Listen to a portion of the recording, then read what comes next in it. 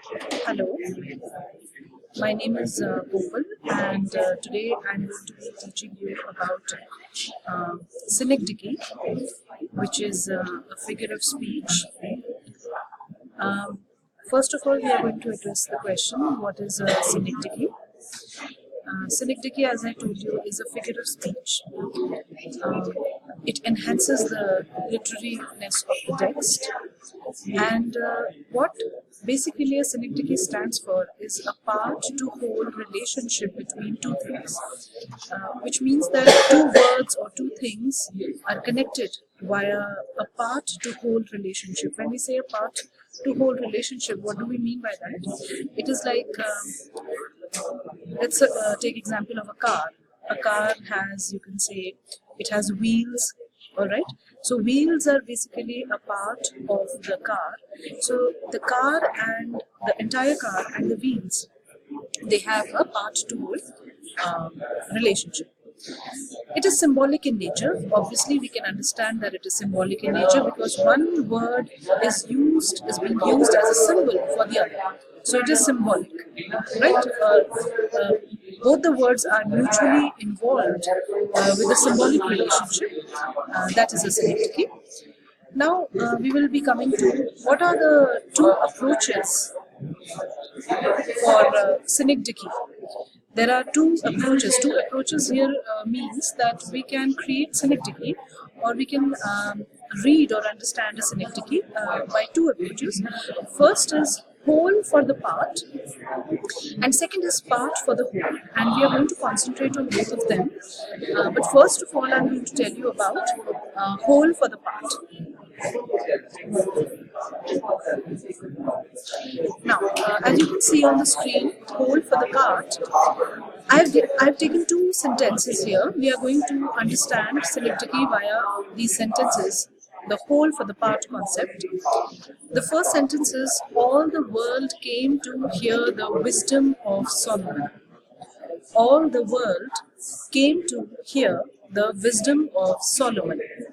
Now I have used this picture, as you can see, and there is Solomon at the center. He's sitting there on the throne, and there are all these people around the throne. Now this sentence and this picture, they are basically saying the same thing. But when we say all the world came to hear the wisdom of Solomon, it actually does not mean that the entire world came to hear the wisdom of Solomon. As you can see in the picture, there is a certain crowd. It only means that some people, but those people were very, very large in number. It means a great crowd assembled from, you can say, different parts of the world, from his kingdom, right? A great crowd assembled to hear the wisdomous words of Solomon.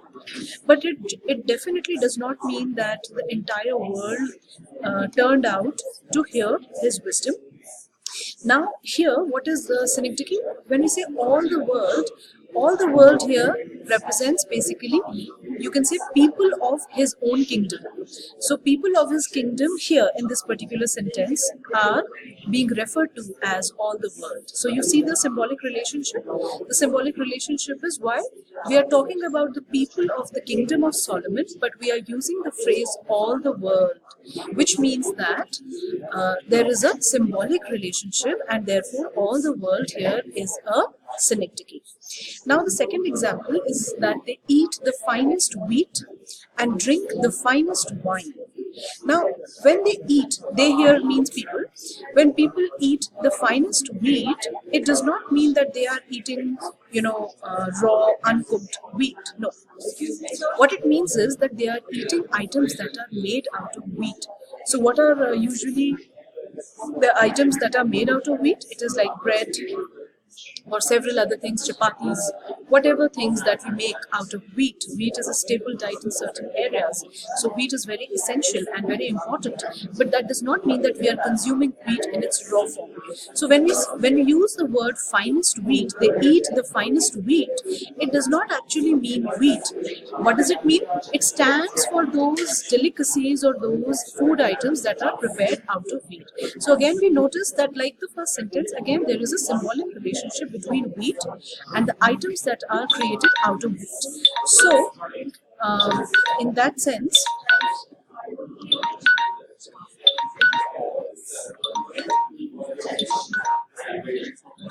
So in that sense, what we can say is that the wheat here is a synecdoche and it stands for the delicacies.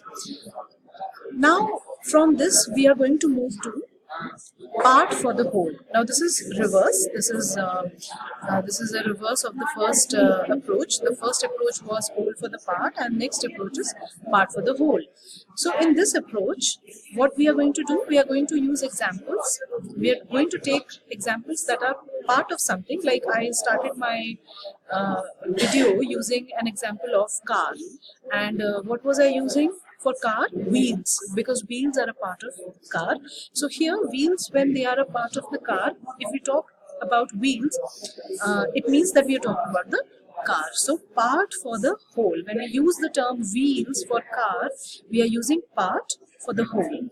Now again, here we have two examples. The first example, as you can see, is do not enter under my roof. Now when I use the word roof over here, roof here means basically a symbolic relationship, as you can see via the picture, that roof here means my house. It does not mean just a roof, any roof, because a roof is basically what? It is a roof is always over a house, on a house, right? So when I say do not enter under my roof, I am basically saying do not enter my house. So instead of using the term house, I have driven a symbolic relationship between two words, roof and house, and instead I have used the term roof for house. Similarly, we have the second example, which is pen is mightier than sword.